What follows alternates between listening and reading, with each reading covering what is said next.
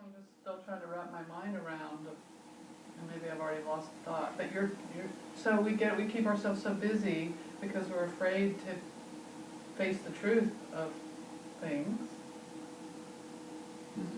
And what is that stark truth that we keep running away from? Or is it just that you have to have us experience it? The stark truth is two sides to it.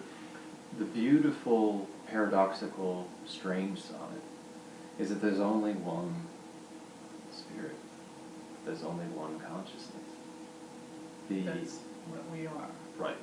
And that one consciousness includes everything that's in this room, everything. this thing. Yeah. With one voice. Yeah. Different thing. Yeah, it's me every week too. It's just like a dream at night. All that's taking place inside your head. It's no different. So the thing that's the beautiful part. The part that, for whatever weird reason, this fall from the Garden of Eden has happened. And we think that we are isolated individuals, separate people and things, and we've got important things to do and important places to go and important people to meet. And it's all this busyness that is, again, mysteriously generated, God knows why, that we've identified with it, that we are afraid to let go of. It is inherent in ego to want to survive and to continue. It is inherent in ego to, by all means and all costs, to continue the illusion of separation. Well, that's the tough part. Is it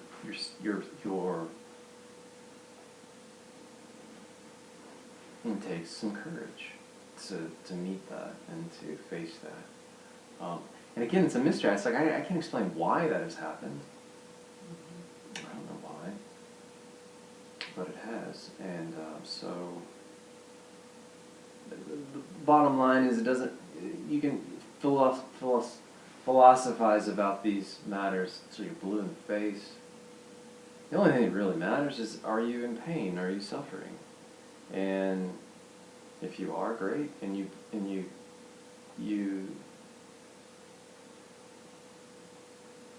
your body is telling you somehow that there's truth in a room like this, and that this leads through to the other side of that suffering. And then it's okay to be here finally. It's okay. It's good to be here. Rivers, before awakening, rivers are rivers and mountains are mountains, and everything's not right. Something's wrong. Then during awakening, during the process of awakening, rivers become mountains and mountains become rivers, and it's just a mess. And after awakening, rivers go back to being rivers, mountains go back to being mountains. Everything's cool, yo.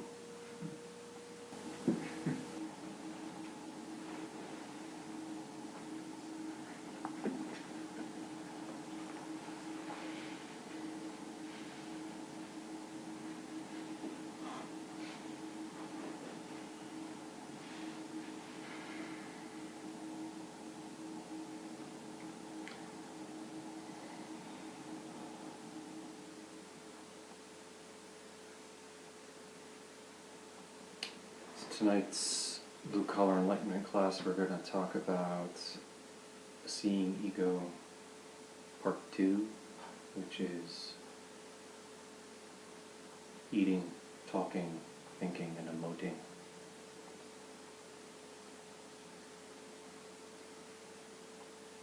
The things we do with our head.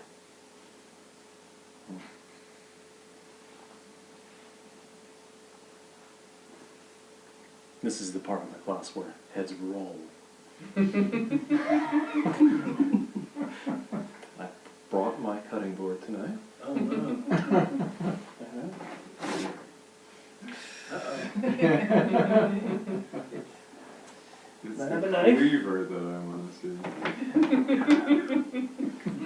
must wait.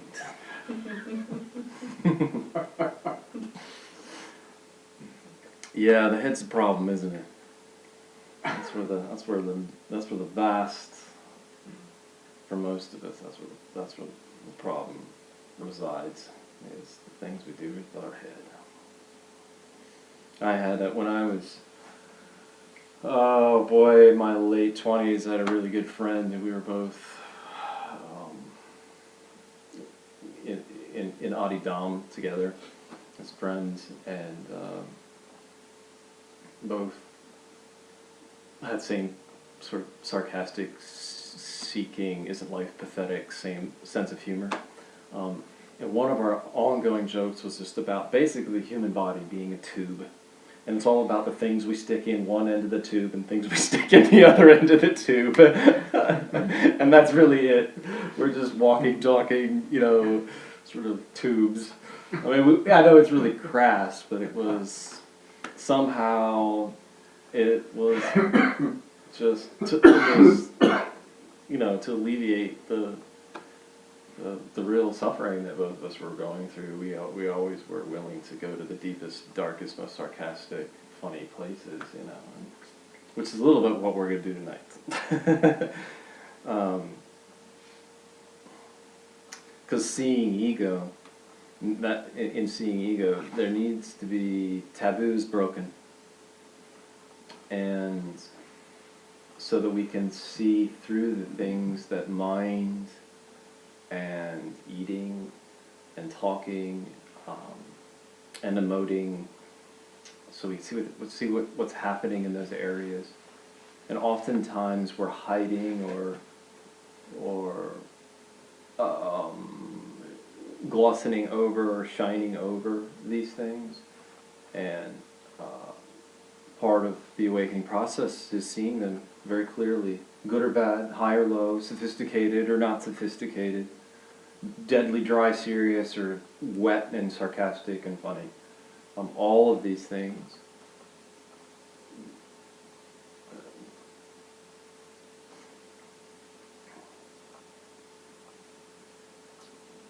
So what we're doing is taking a look at them, but with also with care and in a loving way. Because obviously there's nothing wrong with any of these things. There's nothing wrong with eating and talking and thinking and emoting. It's just that when we substitute our heart's longing and this and our spiritual search, when we substitute all of those things for blue-collar enlightenment or awakening.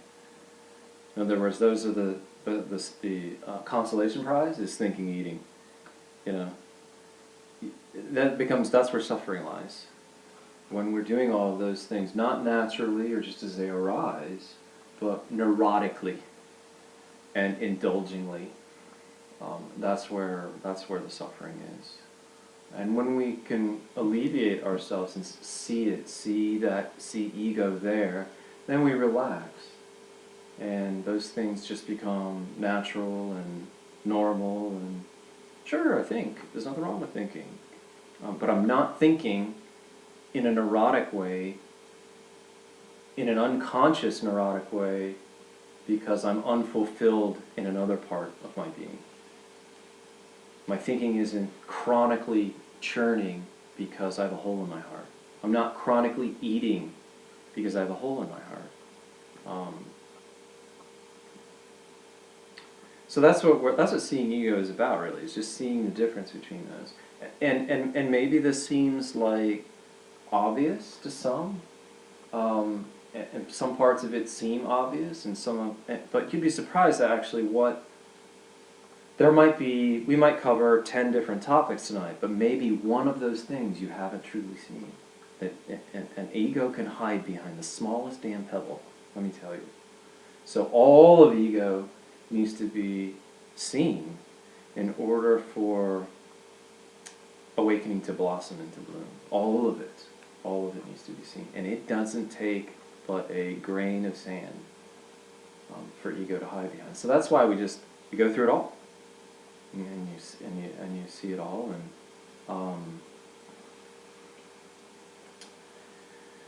being mindful. Yeah, that's just part of this process. That's inescapable, really.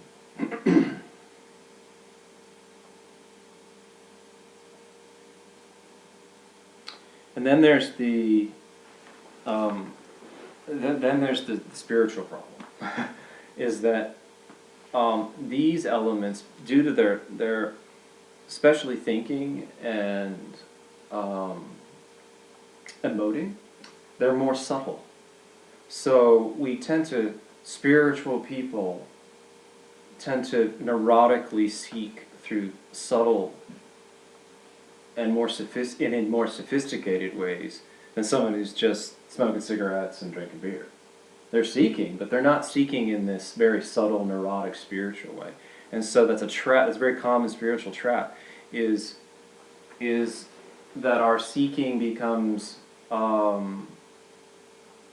either mindless or heartless. And what I mean by that is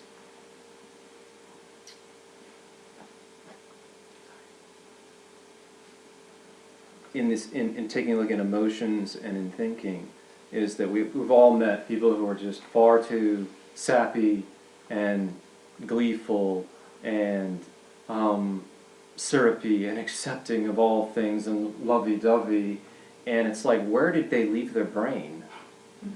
You know, and they're full of shit, and you can see it. You know, you can see that full of shitness from miles away. On the other end of the spectrum, there are those who are over-analytical, over-intellectual, judgmental, and they're also full of shit, and they're heartless. So it's finding that balance and seeing both of those things, and seeing both of those things about yourself that are helpful. We all probably tend towards one side or the other. I know that I myself tend towards the intellectual, analytical side. And had to overcome that and see all those things in my own process of awakening. And how do I let that go and stop thinking? You're not going to figure this out. So that was my process. So that's just something to be aware of. It's a natural part of the process of when you're fine-tuning self-inquiry and seeing ego is that what happens is our spiritual ego wants to take over and hijack the process, and then it just turns into a subtler, more sophisticated form of ego and of seeking. And so you got to see through that too, that's all. To the most beautiful and subtle things, there's still an element of albeit they're beautiful and they're still beautiful, but there's ego can claw and grab its tendrils into them and transform it into something that it was not meant to be, other than a beautiful, subtle dream or experience, or a flower. You can't settle for just one simple flower. You have to have the whole goddamn field. So that's what this part of seeing ego, that's what we want to do here. It's really no different than what we discussed last week. Seeing ego in the universe, in the world, in our social life, in our sexuality, in our family, in work, in creativity. This is a normal, natural, and good place for all of those things. But when we neurotically are seeking for fulfillment through our relationships, then you're just damaging the relationships, really, and you're damaging yourself. And the trick here is to see that, that's going to happen. We're all imperfect human beings. It's going to happen. But at least you're seeing it. You see, you can't, even in the awakened state, there's still some ego that gets in trouble. Okay? Trust me. It's this, at least you're more aware of it. The tendencies that you have as an ego before awakening are the same tendencies that you have after awakening. It's that the teeth and the claws get taken out of them. Where we're going. I guess that's the question. If you're binging, maybe what you need to do is be mindful and ask the question, who is binging and why? Mindfulness won't necessarily stop binging. Mindfulness Just will be mindful in the midst of it. really, yeah. It's not a. I'm not suggesting that mindfulness is a cure-all here. Mindfulness, what it does is, it allows you to become clear about consciousness. Okay, and you can still be an addict. Oddly enough, you can still have a great liking for all sorts of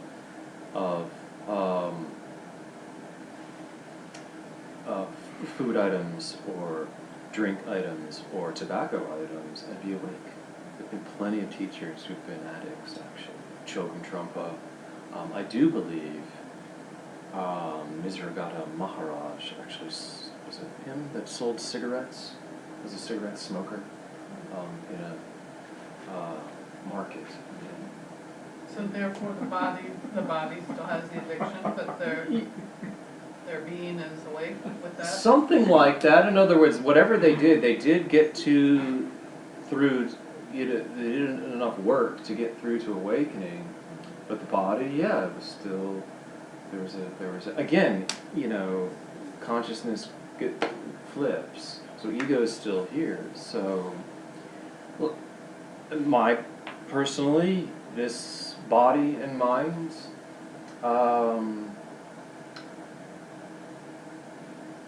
I suppose I could totally go without alcohol or sugar or salt, but man, that wouldn't be much fun.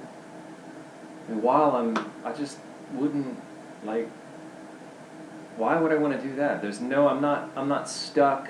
I'm not trying to get anything or not get anything by having alcohol or not having alcohol. So why not just go ahead and choose every once in a while, as long as it's in moderation and it's healthy. There's nothing wrong with choosing to have a little alcohol or choosing to have some sugar. Unless you're somebody that it's best not to partake.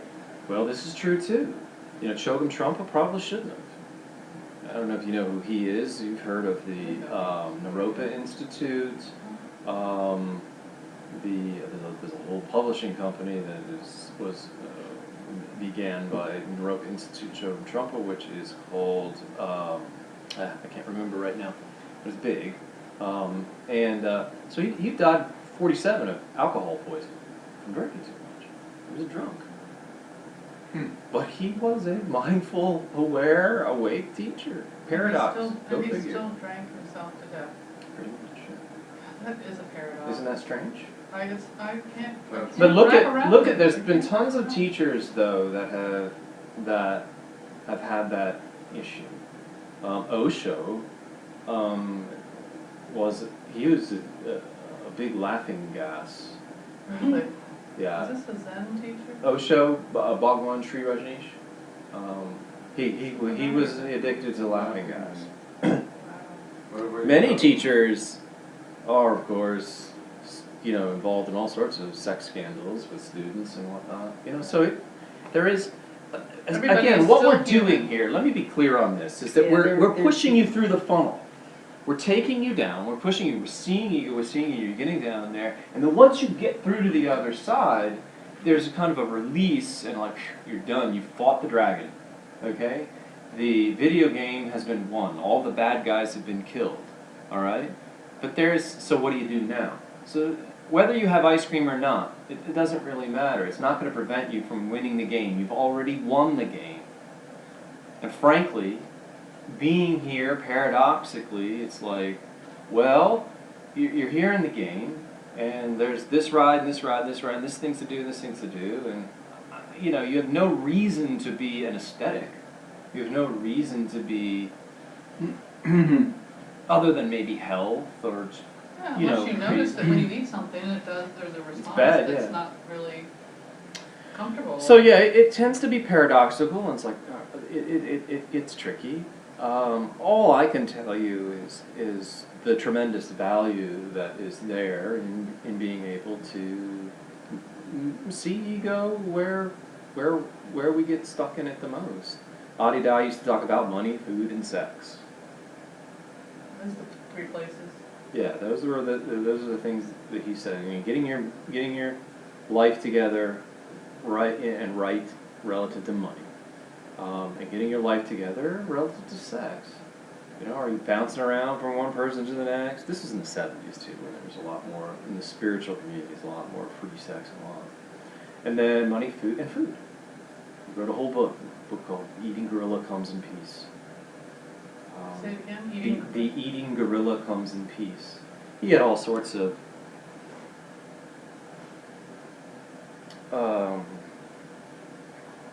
titles for his books that were lyrical and poetic. I'm not sure exactly what he meant by that, but I can. Well, apparently it's true. Eating gorilla won't attack you. Well, yeah, there you go. Yeah. As in gorilla meat, or a gorilla, Hmm. gorilla. An actual fighting ape. gorilla. A gorilla that's ape. eating will not attack you. Uh-huh. I don't know if it's actually true. That makes sense. I don't That want is a to try metaphor it. that I never thought of. Yeah, it does No, make it sense. makes sense. Yeah. Mhm. So, Can I just ask you, Yeah. so for you, did you notice after your awakening that your relationship with food changed, or there were things that no longer had catches anymore, or? hmm. I mean, did you eat About the the same same. thing before and the same Yeah. after? It's And, about the same. I think one thing has changed more relative to my age than to awakening. Is my drinking habits, my habits relative to alcohol. I have a higher tolerance and, frankly, more of a palate for things like tequila or whiskey. I'm like, whereas when I was in my 20s and maybe, well, when I was in my 20s, I sort of developed in my 30s. Like, I just didn't like alcohol. Just couldn't drink it. Didn't have any like. But as I've grown older, I like tequila. I was. chemistry changes. Yeah, that could be it. I don't know. It doesn't. I don't like some whiskey and some bourbon. But yeah, I guess. See, the dismantling of food for me began very early. Like the egoic dismantling of food began when I was literally like 23 or 24. I one summer basically did all sorts of fasting. I stopped eating sugar, stopped eating salt. Not so much in the way that I wanted to be like pure or anything or yoga, but more or less because it was at the advice of some of the teaching work of Adi Da, and it was the very advice that I'm giving you tonight. You're never going to perfect abstaining from sugar or salt or having a perfect diet. You will not do it. You will fail. But it's at least seeing what it is that you're doing. And that's what I did one summer. I stopped eating sugar and salt. It's the seeing. Yes, it's the where seeing, it's being trick aware of it. That's where the trick is. And I stopped it, and boy, I was amazed. I was like, wow. I started, we didn't get anything. I remember that summer, I hadn't eaten sugar or salt in the longest time, and I would like binge on peanut butter and raisins. Great combination.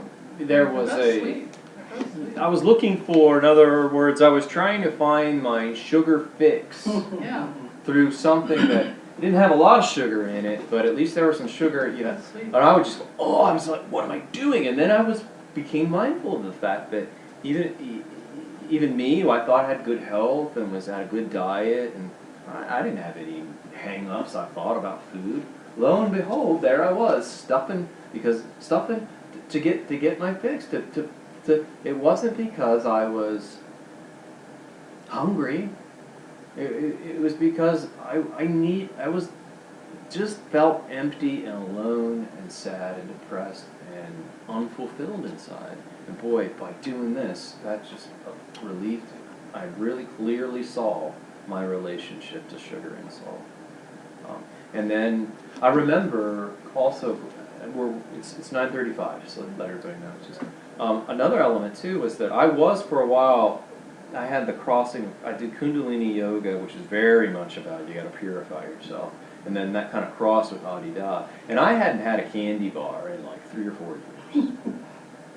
Yeah, I hadn't had a candy bar in like, because I didn't know, I was in my early 20s and I was just willing to go for it. So I was like, I abstained from candy bars. And the summer that I figured out, and the summer that I went through this, where I did stop all sugar and all salt, I realized, oh, I don't have to purify myself anymore, thank God. So on my way back from a yoga retreat in New Mexico, I stopped at a gas station and I ate the first Twix bar that I had in 3 years, and it was literally like, I might as well have done 3 lines of cocaine. Because I just downed it, you know, I was just like, oh! So, yeah,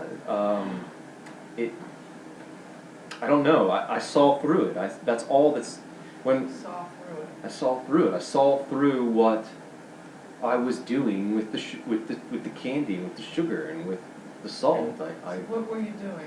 I was seeking. Seeking fulfillment. Yes. Somewhere else.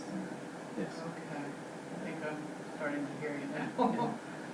It takes some time for it to really get there. So you would eat a candy bar now? What's that? Would you have a Sure. desire to go have a candy bar now? Sure. Ooh, why? Well, I mean, I've not got- to say that they're all the same, but, you know, most candy Well, bars I'm are like talking- sickeningly sweet and. no, in general, Jan, this? uh, Yeah, I might have I like to think I have more refined taste than eating a Twix bar, but I wouldn't turn down a Twix bar if somebody, you know, but when I eat it, it's just like, ugh, Yeah. compared to something like this. Yeah. You know, it's like drinking Pabst Blue Ribbon compared to drinking, you know, some craft beer or whatever. Yeah, it Pabst Blue Ribbon's made in Richmond, where? Richmond. Is It's it local. Rich? It was originally. I don't know. So that's seeing ego and eating, talking, thinking, and emoting. I reacted to something you said about emoting. Hmm. It seemed like you were saying that all emotion was activity of the ego. No. That's what I heard. It sure sounded not what like I it. heard. That's what I heard. No. No, I heard that ego is in emotion. Yeah. Ego can be wound in and But you said it was seeking for, just like food, it's seeking fulfillment. yes, at some point it is appropriate to, in a way, I guess you could look at it this way, that in a very black and white erring specificity side here, our emotions sometimes are, they're like the reward system for ego. Do this, get a good reward, feel happy. Do that, oh, that was bad, feel bad, feel sad. So it's kind of like the reward system, in other words.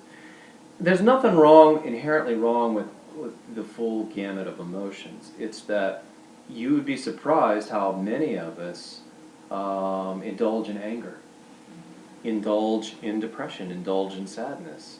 And it becomes something that we'd rather feel something crappy, okay, than to confront the fear that is at the bottom of seeing through all of our emotions. We'd rather Be caught in the drama. take part in the drama Yeah. than realize that there's no such thing as ego. Realize that there's no such thing as ego. Even though we certainly experience it every day. Ego? Yeah. Right. Well,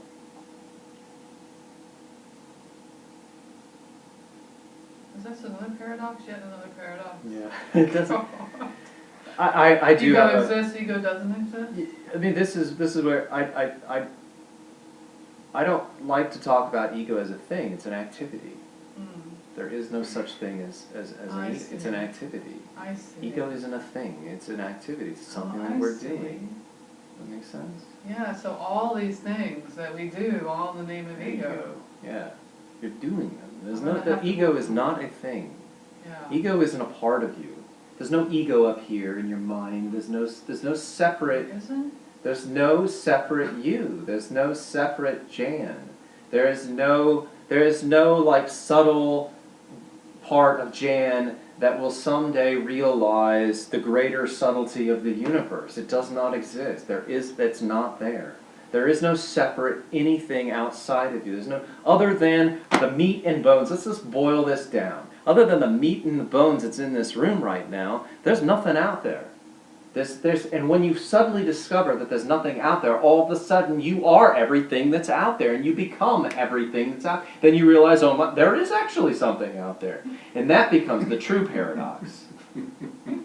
But until that moment, okay, all you need to know, the harsh lesson that you need to go through is this: there's no such thing as separation. There's no you, there's no greater or smaller you, there's no thing out there, there's no God, there's no consciousness that's going to save your ass.